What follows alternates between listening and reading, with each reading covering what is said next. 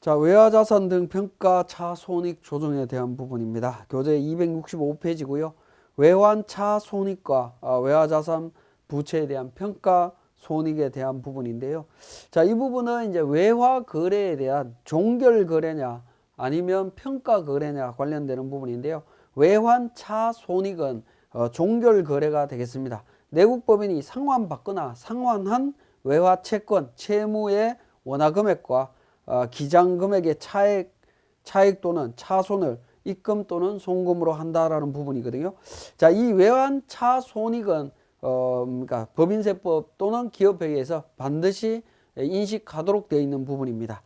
자, 그 다음에 외화자산 부채 평가 손익, 이 부분은 외화 환산 손익입니다. 12월 31일자에 외화자산 부채에 대해서 기말 환율로 평가하는 부분으로 이해를 하시면 되겠고요. 법인세법상의 외화자산 부채의 평가 대상은 기업회계 기준에 따른 외화자산 부채를 의미합니다. 화폐성 외화자산 부채입니다. 자, 화폐성 외화자산 부채는 화폐 가치의 변동과 관계없이 자산 부채의 금액이 계약 기타에 의하여 일정액의 화폐고로 고정되어 있는 경우에 당해 자산 부채를 말한다라고 되어 있습니다. 자, 간단하게 한번 설명을 드려보면, 예를 들어서 외상매출금이다. 외화 외상매출금이다 라고 하면, 외화 외상매출금이 소멸할 때 외상매출금을 회수하면 현금이 들어오죠. 현금 또는 예금이 들어오게 됩니다. 자, 이런 경우에는 관련되는 자산 부채가 소멸할 때 그 상대방 계정이 예금 또는 현금이 움직인다라고 하면 화폐성으로 이해를 하시면 됩니다. 외상매출금 사라질 때, 대변에서 감소할 때 차변에 예금 또는 현금이 들어오기 때문에 화폐성입니다. 외상매입금 그러니까 차변에서 감소할 때 예금이 나가야 되고 현금이 나가야 되죠. 화폐성입니다. 차입금 그러니까 상환할 때는 갚아야 되죠. 예금 또는 현금이 나가야 됩니다. 화폐성입니다. 자, 그러면 선급금은 어떻게 되느냐? 선급금은 미리 물건 사기 위해서 미리 돈을 준 거죠. 그래서 선급금이 대변에서 줄어들 때에는 재고자산, 즉 매입이라고 하는 상대방 계정이 오게 되어 있습니다. 그렇기 때문에 선급금은 비화폐성입니다. 선수금은 우리 물건을 팔기 위해서 미리 돈 받은 겁니다.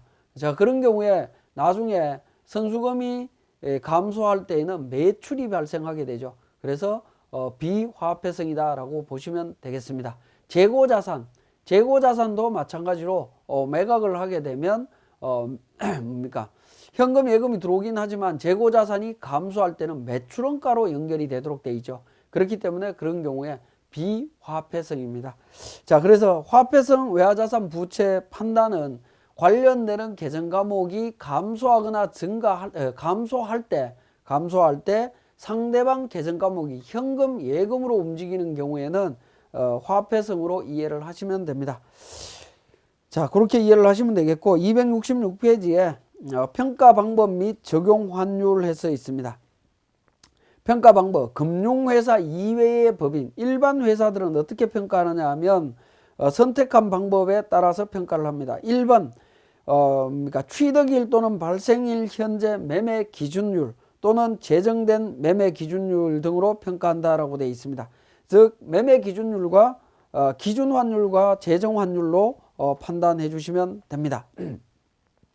자, 그 다음에 화폐성 외화자산 부채에 대해서 외화자산 부채를 사업연도 종료일 현재 매매 기준율 등으로 평가한다라고 되어 있습니다.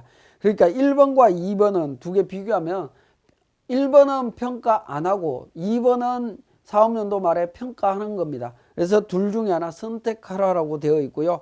다만 최초로 2번 방법을 신고하여 적용하기 이전의 사업연도의 경우에는 1번 방법을 적용한다라는 겁니다. 결국에 평가할 건지 말 건지를 선택하라라는 겁니다. 평가 방법 신고, 법인이 보유한 외화자산 부채를 사업연도 종료일 현재 매매 기준율 등으로 평가하는 방법을 적용하려는 법인은 최초로 그 평가 방법을 적용하려는 사업연도의 법인세 신고와 함께 화폐성 외화자산 등의 평가 방법 신고서를 제출해야 됩니다. 처음 신고하시는 분들은 반드시 평가 방법 신고서를 제출하셔야 됩니다. 그렇지 않으면 평가하지 않는 걸로 인정이 되기 때문에 주의하셔야 됩니다. 그리고 계속 적용과 변경이라고 되어 있는데요. 한번 평가 방법을 선택했으면 계속 적용합니다.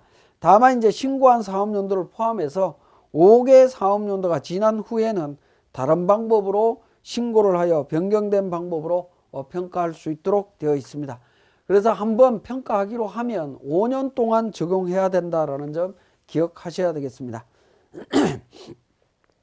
자, 267페이지에 방갈로 3번에 외화자산 부채 평가에 관한 특례입니다. 자, 이 부분 뭐냐면 자, 이렇게 이해를 하시면 됩니다. 자, 예를 들어서 우리가 2016년입니다. 근데 2014년도에 외화자산이 있습니다. 외화자산이 예를 들어서 10,000불이 있다라고 보죠. 예금입니다. 예금 10,000불이 있는데, 자, 이때 환율 1달러에 1,000원입니다. 1,000원인데, 예를 들어서 2016년도에 우리는 외화에 대해서 평가를 하겠다라는 겁니다. 평가하겠다라고 했을 때 2016년 12월 말일자 12월 31일자 환율 1달러에 예를 들어서 1,200원이다 라고 하면, 자, 1,200원을 적용해서 계산을 하겠죠. 1,200만원. 원화 금액은 1,200만원입니다. 그죠? 1,200만원인데 요것과 비교 대상이 어디냐라는 겁니다. 당초 발생 시점인 원화 금액 1,000만원과 비교할 거냐 하는 부분의 문제인데요. 요렇게는 하지 않겠다라는 거죠. 어떤 거냐면 1월 1일자 15년 12월 31일자 환율 1달러에 예를 들어서 뭐 1,100원이다 라고 하면 1,100만원으로 계산한 금액, 요 금액과 비교해서 조정하겠다라는 겁니다. 만약에 평가를 한다면. 그러니까 최초 평가 시점, 최초로 평가를 한다라고 하면, 최초로 2016년도에 평가를 한다라고 하면 사업연도 개시 시점에 환율과 비교해서 조정하는 것이지, 기초 과거에 있던 부분은 하지 않는다라는 거죠. 자, 이때 시점 거에 대해서는 평가를 적용하지 않는다라는 겁니다. 자, 그 부분을 우리 특례에서 이야기를 하고 있습니다. 자, 그러면 실질적으로 우리 세무사랑 프로를 통해서 한번 정리를 해 보겠습니다. 자, 우리 교재 267페이지에 세무사랑 프로 운영 방법이라고 해서 그러니까 외화자산 관련해서 외화예금, 장기차입금 있습니다. 환율 적용되어 있고요. 회사는 기업회계 기준에 따라서 외화자산 부채를 평가했으며 사업연도 종료일 현재 매매 기준율에 의한 외화자산 부채에 대한 평가 방법 신고서를 제출할 예정이다라고 되어 있습니다. 그렇기 때문에 우리 법인조정의 과목별 세무조정 2에 보시면 화폐성 외화자산 등 특별 계정 평가 방법이라는 신고 서식이 있습니다. 자, 이 신고 서식에 외화자산 등에 대한 평가 어떻게 할 건지에 대한 부분 정해달라는 부분이죠. 금융기관이고요. 밑에는 금융기관 외입니다. 금융기관 외에서 평가하는 방법, 사업연도 종료일 현재 매매 기준율 등으로 평가하겠다. 2번으로 해서 이번 법인세 신고할 때 제출하시고 최초 평가를 하셔야 됩니다. 그렇지 않고 이 신고 서식을 제출하지 않고 평가한 경우에는 나중에 세무조사라든가 이런 부분이 있을 때 부인되는 문제가 발생을 합니다. 주의해 주시고요. 반드시 화폐성 외화자산 등 평가 방법 신고서를 제출하셔야 됩니다. 그리고 한번 제출하면 5년 동안 계속 적용된다라는 사실 기억해 주시고, 자, 같이 적용하면서 외화자산 평가 차손익 조정 명세서를 작성해 보겠습니다. 자, 외화자산 평가 차손익은 화폐성 외화자산 부채의 평가 을지가 있습니다. 을지의 자산과 부채에 대한 부분 정리를 하는데요. 외화의 종류 US 달러죠. 외화예금 34,000달러입니다. US 달러 34,000. 적용환율 장부가액 적용환율은 얼마냐면 1,200원입니다. 1,200원이고요. 원화금액은 4,080만원입니다. 그런데 기말평가 금액 4,300만원 돼 있죠. 기말평가 금액 4,300만원 돼 있는데, 자, 장부가액이라고 하는 부분은 우리 교재 268페이지에 맨 하단 부분에 나와 있는데, 장부가액은 기말 재무상태표상의 금액을 의미하는 것이 아니고 기업회계 기준에 따라 평가손익을 반영하기 전 금액입니다.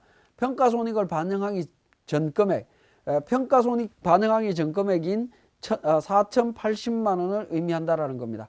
그리고 기말 환율 1,250원을 적용해서 4,250만 원, 그래서 평가손익 170만 원이 계산이 되어야 된다라는 겁니다.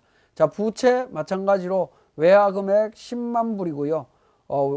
원화금액은 평가 전금액 1억 1,000입니다. 그리고 평가금액은 1,250에서 1억 2,500입니다. 그래서 평가손익 마이너스 1,500만 원 이렇게 나옵니다.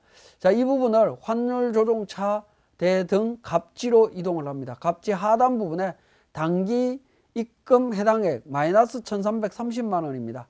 근데 회사에서 계상한 금액은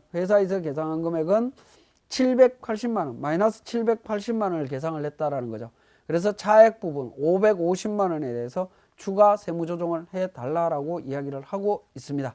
그래서 F3 조정 등록을 통해서 평가손익 5천만 원, 550만 원 적용을 해주시면 됩니다. 자, 이때 세무조정을 하실 때 주의하실 부분은 뭐냐면 외화자산 부채 평가에 대한 세무조정은 외화자산별로 별도로 세무조정해야 됩니다. 개별자산별로 별도로 유보를 관리해야 되기 때문에 외화예금 50만 원, 장기차입금 500만 원에 대해서 별도로 이렇게 세무조정을 구분해서 할 수 있도록 적용을 해주시면 되겠습니다. 자, 여기까지 외화자산 부채에 대한 평가손익 조정 명세서였습니다.